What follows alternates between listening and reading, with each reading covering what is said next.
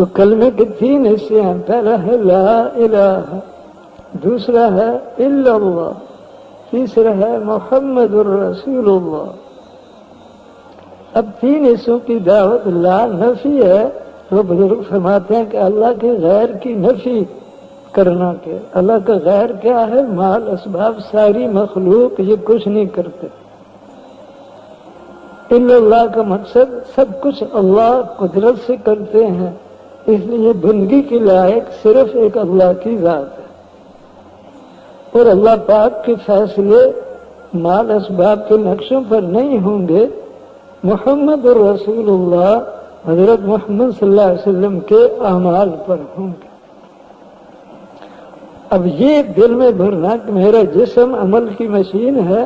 اب سارے جسم کو حضور کے عملوں کا پابند بناؤں گا، اس کو دل میں بھرنا۔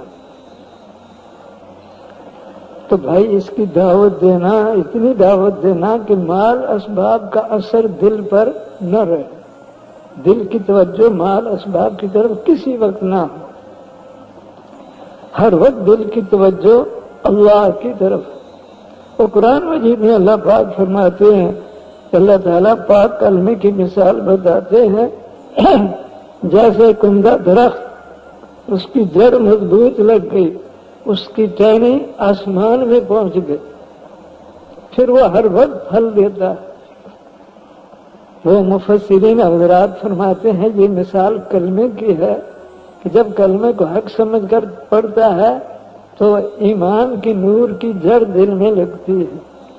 پھر کلمے کی محنت کرتا ہے، کلمے کی دعوت دیتا ہے، دوسروں کو دعوت میں چالو کرتا ہے، جن کو کلمہ نہیں آتا ان کو کلمہ سکھلاتا ہے، کلمے کی دعوت میں لگاتا ہے،